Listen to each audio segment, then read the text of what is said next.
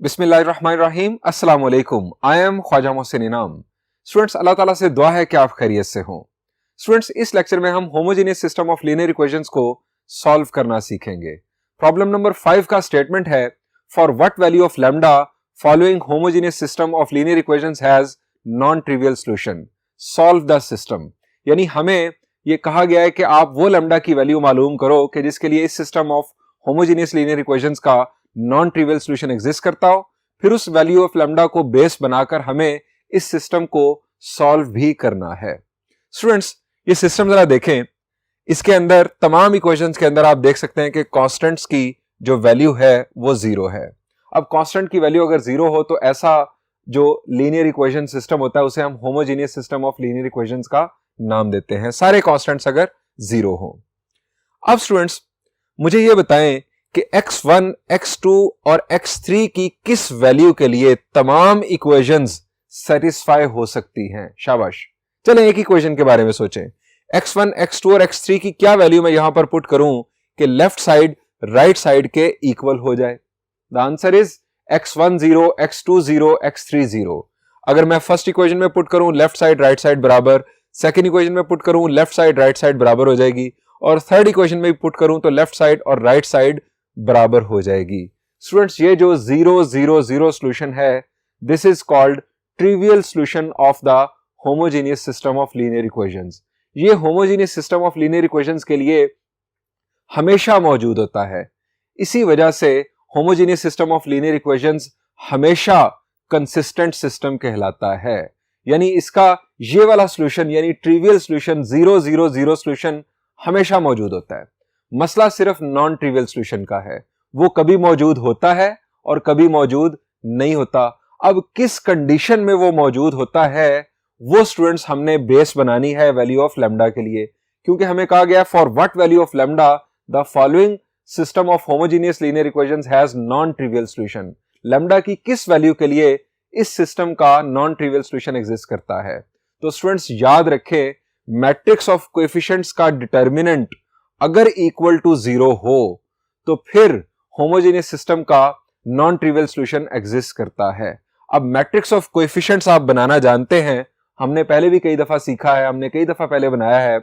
हम यहां पर क्या करेंगे, हम मैट्रिक्स ऑफ कोएफिशिएंट्स का डिटर्मिनेंट इक्वल टू 0 लेकर लैम्डा की वैल्यू मालूम करेंगे। यानी मैट्रिक्स ऑफ कोएफिशिएंट्स के डिटर्मिनेंट इक्वल टू 0 के लिए सिस्टम ऑफ होमोजेनियस इक्वेशंस का नॉन ट्रिवियल सॉल्यूशन एग्जिस्ट करता है। अब स्टूडेंट्स, यहां पर एक और पते की बात, ये जो मैट्रिक्स ऑफ कोएफिशिएंट्स है इसे हम ए का नाम देते हैं। ये एक यानी कन्वेंशन है जो चली आ रही है हमारे इस चैप्टर में, हम इसे ए का नाम देते हैं। अब जरा रिकॉल करें मैट्रिक्स इन्वर्जन मेथड और क्रैमर्स रूल। हमने वहां पर क्या किया था, हमने ए का डिटर्मिनेंट मालूम किया था। अब स्टूडेंट्स, अगर ए का डिटर्मिनेंट यहां पर नॉन ट्रिवियल सॉल्यूशन के लिए 0 के इक्वल है तो इसका मतलब यह हुआ कि मैट्रिक्स इन्वर्जन मेथड और Cramer's rule non trivial solution अगर एग्जिस्ट करता हो उसे मालूम करने के लिए यूज नहीं किए जा सकते। मैं दोबारा बोलता हूं, अगर नॉन ट्रिवियल सॉल्यूशन एग्जिस्ट करता हो किसी homogeneous system of linear equations का, तो हम मैट्रिक्स इन्वर्जन मेथड और क्रैमर्स रूल की मदद से वो नॉन ट्रिवियल सॉल्यूशन मालूम नहीं कर सकते, क्योंकि नॉन ट्रिवियल सॉल्यूशन एग्जिस्ट ही उस वक्त करता है जब मैट्रिक्स ऑफ कोएफिशिएंट्स का डिटर्मिनेंट इक्वल टू 0 हो। हम यहां पर या तो गॉस एलिमिनेशन मेथड यूज कर सकते हैं या गॉस जॉर्डन मेथड यूज कर सकते हैं फॉर नॉन ट्रिवियल सॉल्यूशन। अब स्टूडेंट्स, इसकी वर्किंग स्टार्ट करते हैं। हम लेट करते हैं, let A is equal to matrix of coefficients, B is equal to matrix of constants. अब दोनों मैट्रिक्सेस बना लेते हैं। ए स्टूडेंट्स हमारे पास matrix 1 5 3 5 1 minus lambda 1 2 lambda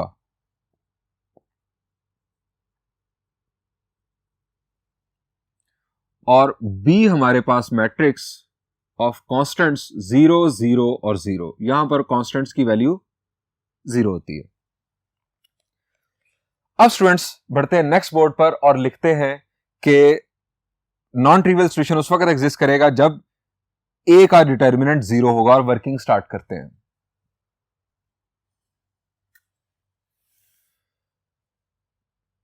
non trivial solution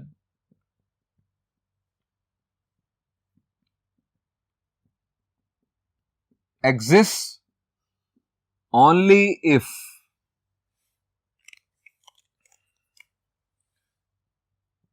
a determinant equal to 0, अगर a का डिटर्मिनेंट इक्वल टू 0 हो। अब यहां पर हमें कहा गया है कि इसका नॉन ट्रिवियल सॉल्यूशन एग्जिस्ट करता है, हमें वैल्यू ऑफ लैम्डा मालूम करनी है। अगर इसका नॉन ट्रिवियल सॉल्यूशन एग्जिस्ट करता है, इसका मतलब है कि a का डिटर्मिनेंट इक्वल टू 0 है, हम लैम्डा की वैल्यू मालूम करेंगे।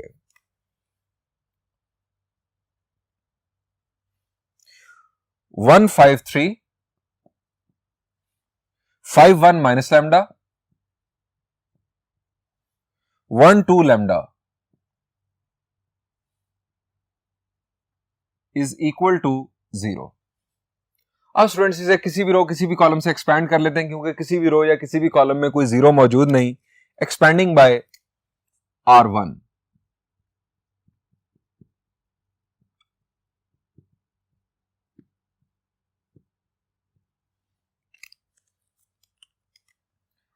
वन, अब रो और कॉलम छोड़ा, लैम्डा प्लस 2 लैम्डा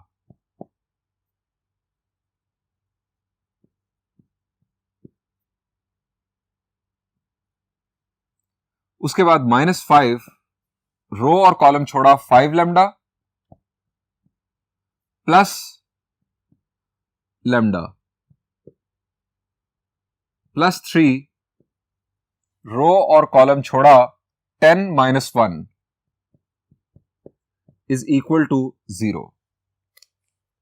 यहां पर स्टूडेंट्स आ गया 3 लैम्डा, 1 से मल्टीप्लाई हुआ तो as it is 3 lambda, 5 plus 1 6 lambda, 6 5 are 30 lambda, 10 minus 1 9 9 3 are 27 is equal to 0। अब 3 lambda minus 30 lambda is minus 27 lambda is equal to minus 27, lambda is equal to 1।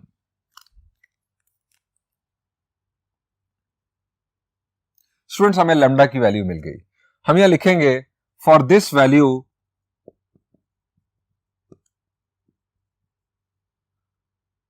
Given system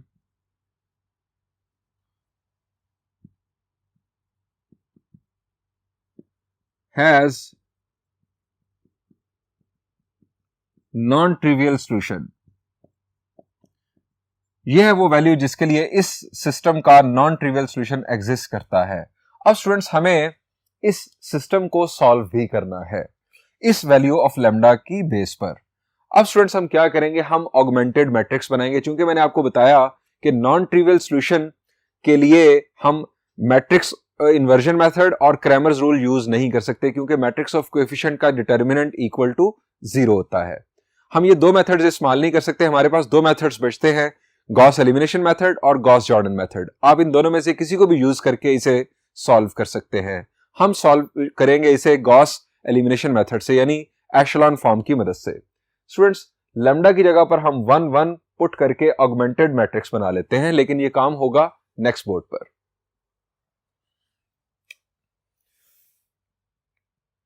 now augmented matrix will be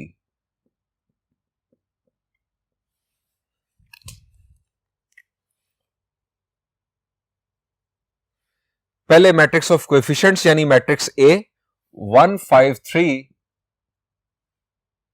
5 1, यहां आना था minus lambda तो यहां आ जाएगा -1। उसके बाद 1 2, यहां आना था लैम्डा यानी यहां आ जाएगा 1। अब स्टूडेंट्स यहां पर आ गया हमारा मैट्रिक्स ऑफ कांस्टेंट्स। ये x1 के कोएफिशिएंट्स, ये x2 के कोएफिशिएंट्स, ये x3 के कोएफिशिएंट्स आपने याद रखने हैं। अब स्टूडेंट्स हमने इसे एशेलॉन फॉर्म में कन्वर्ट करना है। एशेलॉन फॉर्म में कन्वर्ट करने के लिए हमें बोनस मिल रहा है कि यहां पर पहले ही 1 मौजूद है। इस 1 की मदद से हम यहां पर 0 बनाएंगे और यहां पर 0 बनाएंगे। यहां पर 0 बनाने के लिए क्या करें? द आंसर इज, इसको 5 से मल्टीप्लाई करके रो 1 को 5 से मल्टीप्लाई करके रो 2 में से सब्ट्रैक्ट कर दें। तो हमारा पहला ऑपरेशन R2 माइनस 5R1, और यहां पर 0 बनाने के लिए R3 minus R1, 1 minus 1 simply 0 बन जाएगा। रो equivalent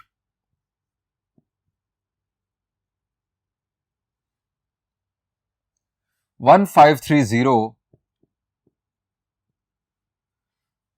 5 ones are 5, 5 minus 5 is 0, 5 fives are 25, 1 minus 25 is minus 24, 5 threes are 15, minus 1 minus 15 is minus 16, 5 0 0, 0 minus 0 is 0, 1 minus 1 is 0, 2 minus 5 is minus 3, 1 minus 3 is minus 2, 0 minus 0 is 0.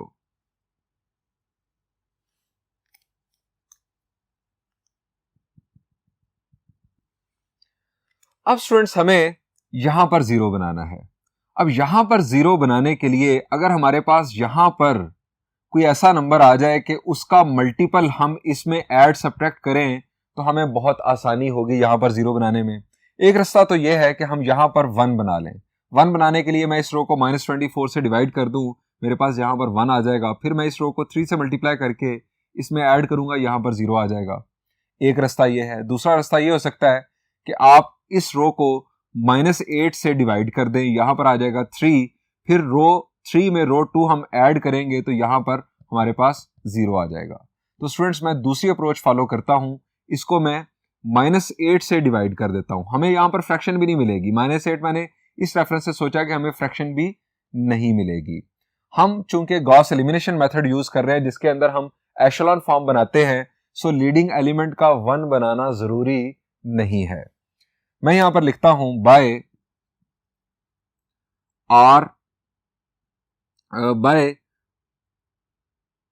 (1 by -8 R2), यानी R2 को मैं -8 से divide कर रहा हूं या 1 by -8 से multiply कर रहा हूं।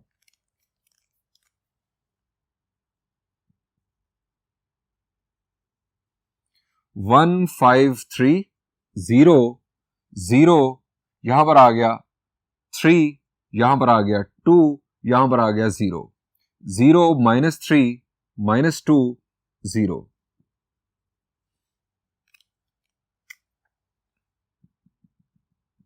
अब स्टूडेंट्स यहां पर 0 बनाना है तो R3 में सिंपली R2 हम ऐड कर देंगे तो यहां पर 0 बन जाएगा बाय R3 प्लस R2। ये हम ऑपरेशन करते हैं नेक्स्ट बोर्ड पर। रो इक्विवेलेंट फर्स्ट रो और second row as it is हम कॉपी करेंगे। 1 5 3 0 0 3 2 0। अब R3 plus R2, 0 plus 0 is 0, -3 plus 3 is 0, -2 plus 2 is 0, 0 plus 0 is 0। यहां पर आ गई हमारी पार्टीशन। स्टूडेंट्स मेरा सवाल आपसे यह है कि क्या मैट्रिक्स इस वक्त एशेलॉन फॉर्म में है? शाबाश। फर्स्ट कंडीशन क्या है एशेलॉन फॉर्म की? कि नीचे वाली रो का लीडिंग एलिमेंट ऊपर वाली रो के लीडिंग एलिमेंट से दाएं जानिब हो। अगर लीडिंग एलिमेंट एग्जिस्ट करता हो तो नीचे वाली रो का लीडिंग एलिमेंट ऊपर वाली रो के लीडिंग एलिमेंट से दाएं जानिब हो, और 0 रो अगर एग्जिस्ट करती हो तो वो बिल्कुल बॉटम पर हो। ये दोनों कंडीशंस यहां पर सेटिस्फाई हो रही हैं, so this matrix is in echelon form. So यहां पर हम लिखते हैं this is in echelon form.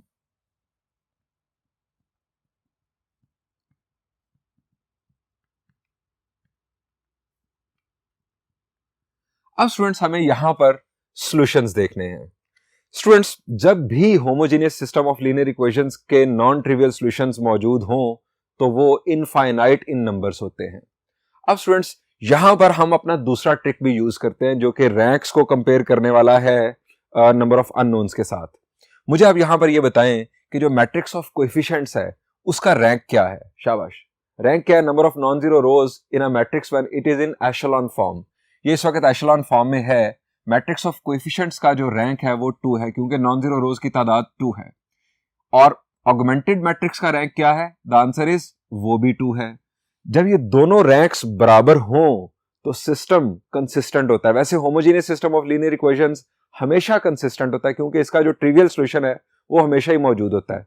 So यहां पर कंसिस्टेंट या इनकंसिस्टेंट की बहस ही नहीं, क्योंकि ये सिस्टम हमेशा कंसिस्टेंट होता है।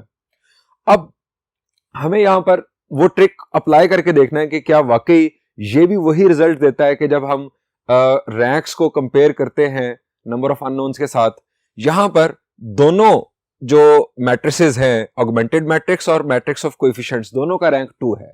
नंबर ऑफ अननोन्स यहां पर 3 है। So 2 is less than 3, rank is less than number of unknowns. हमने non homogeneous system of equations में सीखा कि इस सूरत में इनफाइनाइट नंबर ऑफ सॉल्यूशंस होते हैं।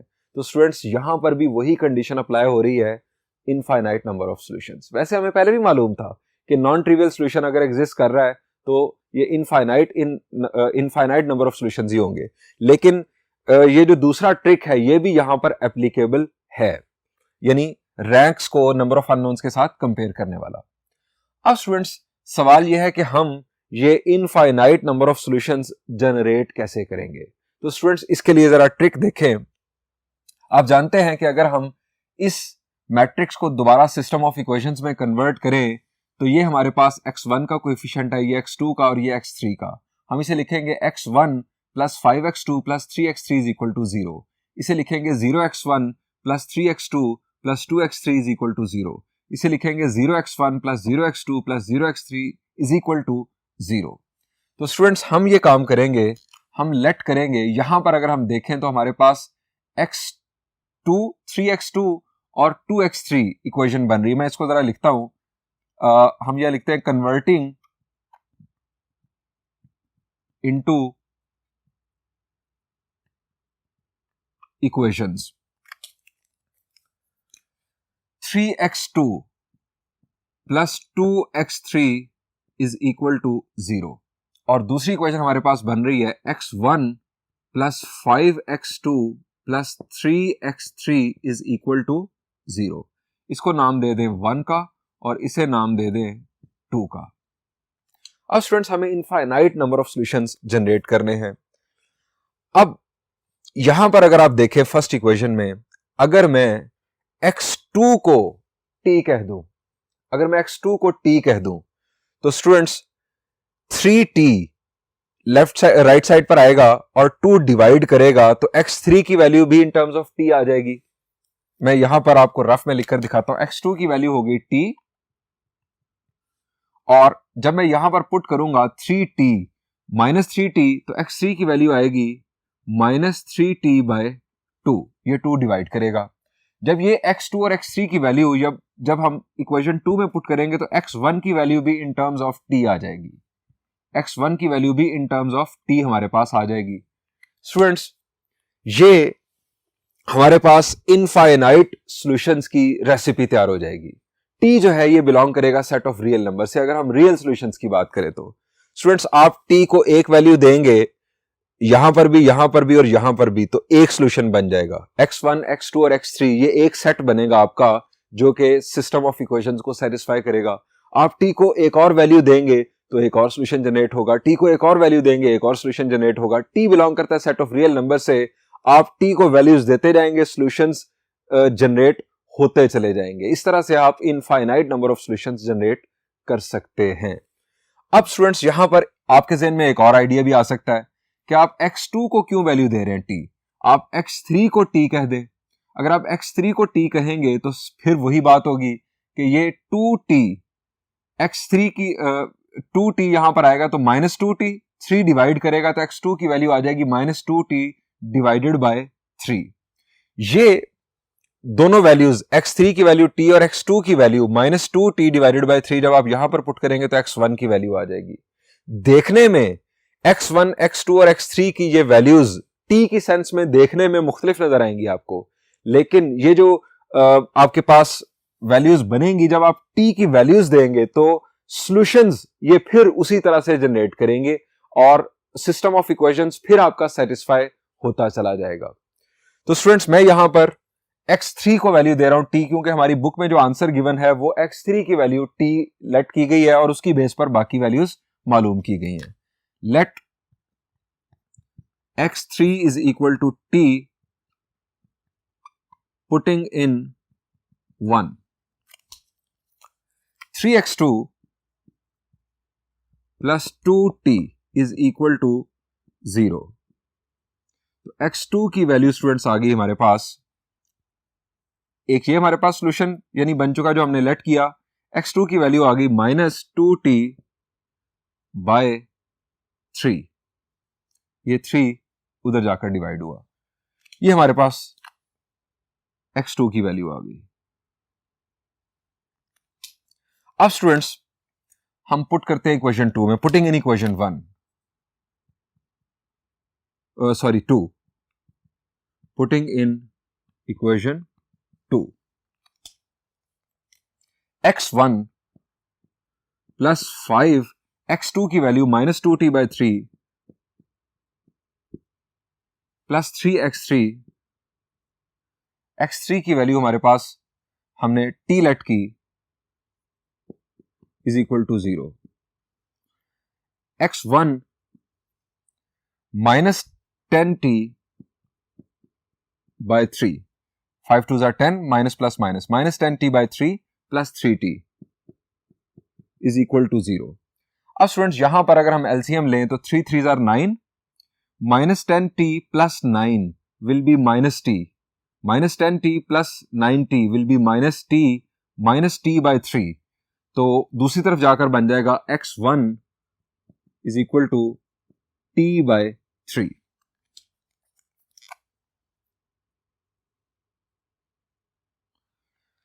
हम कंक्लूड करते हैं, hence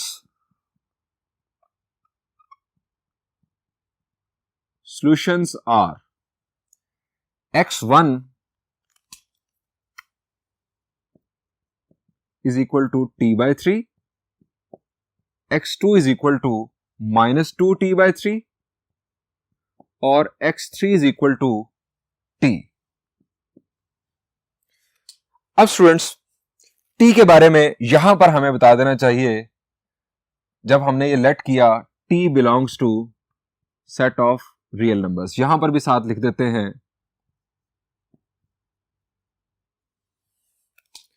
students t belongs to set of real numbers, आप t को 0 वैल्यू दें तो आपके पास ट्रिवियल सॉल्यूशन आ जाएंगे, x1 0, x2 0, x3 0। आप t को वैल्यू 1 दे दें, आपके पास एक और सॉल्यूशन आ जाएगा। ये सॉल्यूशन आप जाकर इक्वेशंस में, सिस्टम ऑफ इक्वेशंस में पुट करें, वहां पर लैम्डा की वैल्यू भी पुट कर दें, आपकी तीनों इक्वेशंस डेफिनेटली सेटिस्फाई होंगी अगर आपके ये सॉल्यूशंस दुरुस्त हैं। आप t को वैल्यू दे दें 2, आपके पास एक और सॉल्यूशन जनरेट होगा और इस तरह से सॉल्यूशंस जनरेट जितने मर्जी आप करते चले जाएं। t belongs to set of real numbers, so infinite number of solutions आप जनरेट कर सकते हैं। इसी तरह से अगर आप x2 को वैल्यू दे दें t, तो स्टूडेंट्स यहां पर भी t बिलोंग करता है सेट ऑफ रियल नंबर से। ये भी students in terms of t आपके पास 3 फार्मूलाज आ गए, आप यहां से भी infinite number of solutions generate कर सकते हैं जो कि डेफिनेटली उसी सिस्टम ऑफ इक्वेशंस को सेटिस्फाई करेंगे। स्टूडेंट्स बढ़ते हैं एक और प्रॉब्लम की जानिब जो कि होगा फर्स्ट बोर्ड पर। Students this is problem number 4। Problem number 4 का स्टेटमेंट है, solve the following homogeneous system of equations. मैं आपके लिए सॉल्व कर रहा हूं पार्ट 1, पार्ट 2 आप होमवर्क में सॉल्व कीजिएगा। स्टूडेंट्स जब भी आपको homogeneous system of equation solve करने के लिए कहा जाए तो आपके पास दो रास्ते हैं, एक है गॉस एलिमिनेशन मेथड और दूसरा है गॉस जॉर्डन मेथड। ये बात हमेशा याद रखें कि trivial solution of homogeneous system of equations हमेशा एग्जिस्ट करता है, यानी x1 की वैल्यू 0, x2 की वैल्यू 0, x3 की वैल्यू 0, ये ट्रिवियल सॉल्यूशन हमेशा एग्जिस्ट करता है। नॉन ट्रिवियल सॉल्यूशन अगर सिस्टम का मौजूद होगा तो गॉस एलिमिनेशन मेथड से भी आपके सामने आ जाएगा और गॉस जॉर्डन मेथड से भी आपके सामने आ जाएगा, लेकिन मैट्रिक्स इन्वर्जन मेथड और क्रैमर्स रूल उस सूरत में काबिले इस्तेमाल नहीं होंगे जब नॉन ट्रिवियल सॉल्यूशन एग्जिस्ट करता होगा। सो हम इसे स्टार्ट करते हैं। हम यहां पर लिखेंगे augmented matrix of the system will be,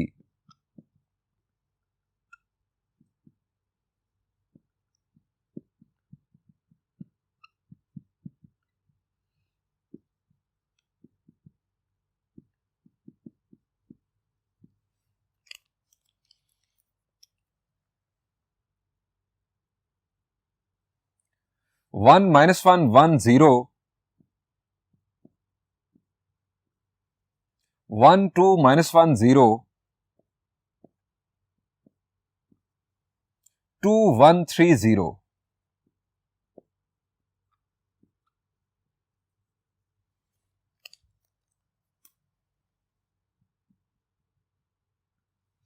यहां पर पहले ही 1 मौजूद है, इस 1 की मदद से यहां पर 0 बनाते हैं और यहां पर 0 बनाते हैं। यहां पर 0 बनाने के लिए आप समझ गए कि R2 माइनस R1, और यहां पर 0 बनाने के लिए अगर हम रो 1 को 2 से मल्टीप्लाई करके रो 3 में से सब्ट्रैक्ट कर दें तो यहां पर भी 0 बन जाएगा। सो दो ऑपरेशंस परफॉर्म करते हैं। नेक्स्ट बोर्ड पर बाय R2 माइनस R1 और दूसरा operation R3 minus 2R1।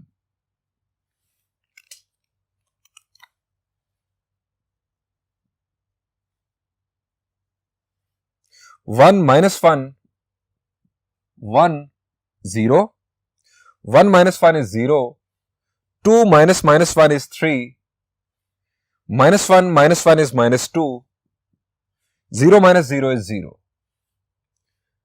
2 ones are 2, 2 minus 2 is 0, 2 into minus 1 is minus 2, 1 में से सब्ट्रैक्ट करना है 1 minus minus 2, minus minus plus ये आ जाएगा 3, 2 ones are 2, 3 minus 2 is 1, 2 0 0, 0 minus 0 is 0.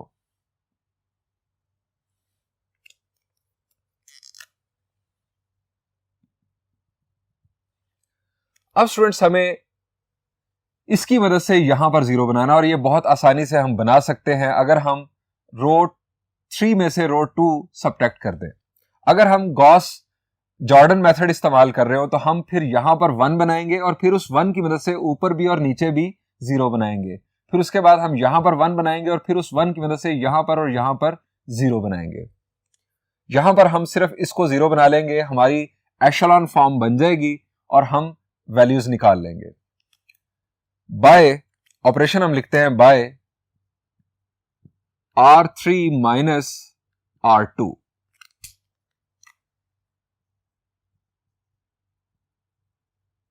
1 minus 1 1 0, 0 3 minus 2 0, 0 minus 0 is 0, 3 minus 3 is 0, 1 minus minus 2 is 3, 0 minus 0 is 0.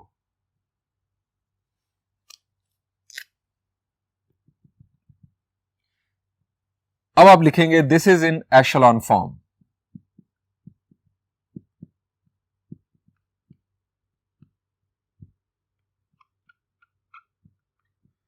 अब students मेरा सवाल आपसे यह है कि इस मैट्रिक्स का रैंक क्या है। ये मैट्रिक्स ऑफ कोएफिशिएंट्स है जिसे हम मैट्रिक्स ए का नाम देते हैं। इसका रैंक क्या है?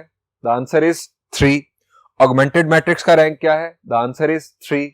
नंबर ऑफ अननोन्स कितने हैं? x1 x2 x3, ये बनते हैं 3। ये तीनों चीजें बराबर हैं। Rank of matrix of coefficients is equal to rank of augmented matrix is equal to number of unknowns. जब ये तीनों इक्वल हों तो स्टूडेंट्स याद रखें कि आपका यूनिक सॉल्यूशन होगा। अब यूनिक सॉल्यूशन से मतलब सिर्फ और सिर्फ एक solution. Homogeneous system of equations का ट्रिवियल सॉल्यूशन हमेशा मौजूद होता है। इसका मतलब यह हुआ कि इस सिस्टम का सिर्फ और सिर्फ ट्रिवियल सॉल्यूशन ही है, सिर्फ और सिर्फ एक ही सॉल्यूशन है। नॉन ट्रिवियल सॉल्यूशन जब भी होते हैं तो वो इनफाइनाइट होते हैं। नॉन ट्रिवियल सॉल्यूशन के केस में होना क्या था? हमारी ये पूरी रो 0 हो जानी थी। उस सूरत में रैंक्स तो दोनों मैट्रिसेस के बराबर होने थे लेकिन less than number of unknowns, infinite number of solutions. और वो infinite number of solutions homogeneous case में नॉन ट्रिवियल सॉल्यूशंस कहलाते हैं। उस सूरत में हमने फिर x3 को t के इक्वल लेट करके बैकवर्ड सब्स्टिट्यूशन करनी थी और हमें सारे सॉल्यूशंस जो थे वो मिलने थे, यानी x2 और x1 की वैल्यूज भी मिल जानी थी। अब स्टूडेंट्स हम यहां पर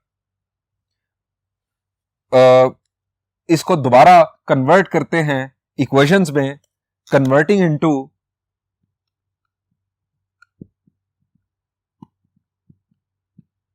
equations and using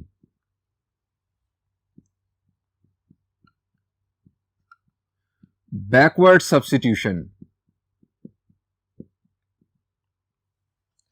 next board पर 0x1 plus 0x2 plus 3x3 is equal to 0। यह आ गया 3x3 is equal to 0, x3 is equal to 0। अब 0x1 3x2 minus 2x3 is equal to 0। x3 की वैल्यू 0 है, 2 0 0, 3x2 is equal to 0, x2 की value भी 0। हम पहले ही जान चुके हैं कि इसका सिर्फ और सिर्फ एक सॉल्यूशन है, और वो एक सॉल्यूशन डेफिनेटली ट्रिवियल सॉल्यूशन पहले ही मौजूद है। अब वो ऑटोमेटिकली सामने आ रहा है। 1x1 minus x2 plus x3 is equal to 0। x1 minus 0 plus 0 is equal to 0, तो x1 is equal to 0।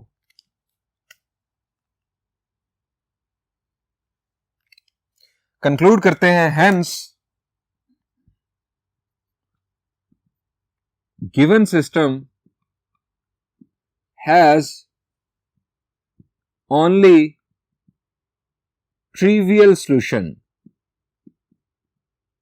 that is to say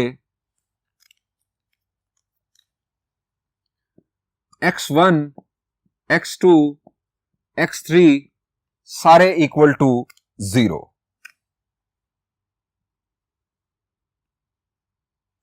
students, इस प्रॉब्लम का जो सेकंड पार्ट है उसे होमवर्क के तौर पर खुद सॉल्व कीजिएगा। स्टूडेंट्स, यहां पर इस चैप्टर का इख्तिताम हो गया है, यानी हमने जो एक्सरसाइजेस थी वो सारी की सारी सॉल्व कर ली। अब स्टूडेंट्स रह गई रिव्यू एक्सरसाइज। रिव्यू एक्सरसाइज आप खुद सॉल्व करने की कोशिश करेंगे, लेकिन मैं नेक्स्ट लेक्चर में उसके जो ऐसे प्रॉब्लम्स जो मैं फील करता हूं कि आप शायद सॉल्व ना कर पाए, वो आपके साथ डिस्कस करूंगा। रिव्यू एक्सरसाइज इनफैक्ट सारी लर्निंग के बाद आपको असूलन खुद सॉल्व करनी चाहिए। Thank you and Allah Hafiz.